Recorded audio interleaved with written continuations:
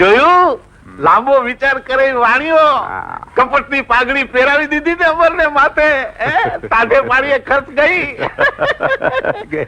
હવે ટેકીલો જુવાન માલણબાનું મોઢું નહીં જોયે. આપણો બાળક થઈ ગયો મોકરો. હવે માયડામાં બેસીને મોજ કરો, મોજ. વાહ બેચન વાહ, ભાઈ વાહ. તે બતાડેલા નાટકમાં ઓલો ભાઈ તો આબાદ ફસાયો, પણ હવે તો એની બેન પણ ફસાશે. હા, જરા સંભાળો. સાંભળો, તમે ક્યારે કોઈના પ્રાણ જતા જોયા છે? આજ તમને આ રીતે જતા જોઈને મને લાગ્યું કે મારા પ્રાણ જઈ રહ્યા છે. આગળ વધે તો તને મારા સમજે. આજે જવું હોય તો ભલે જા. કાલે પણ વઠે તારી વાટ જોઈશ. આવીશ ને કાલે અને રોજ રોજ.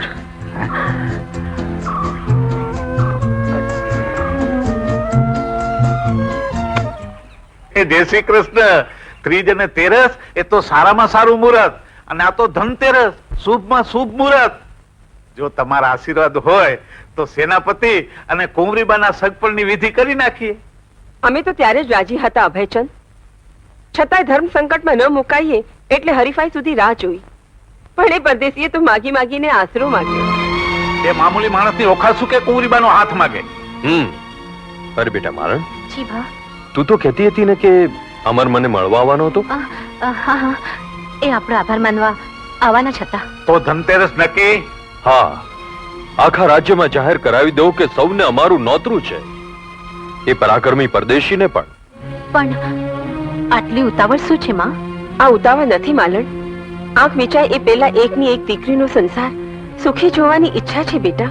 છતાંય તમારા મનમાં બીજો કોઈ હોય અને મહારાજા ને મહારાણીની સામે નામ લેતા મૂંઝાતા હો તો મને કયો, કોણ છે? ક્યાંનો રાજકુમાર છે? શું નામ છે એનું? છે કોઈ ધ્યાનમાં દીકરી? છે તો બોલ ને.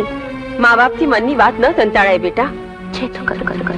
પણ એ તો મને અને મારી પ્રીતને ભૂલાવવા બેઠો છે. કયા મોડે એનું નામ લો? જવાબ કેમ નથી દેતી? છે કોઈ?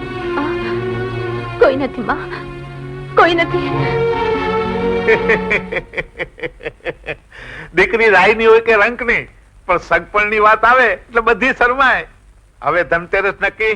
અમારા તરફથી પાકી. તો કરો તૈયાર.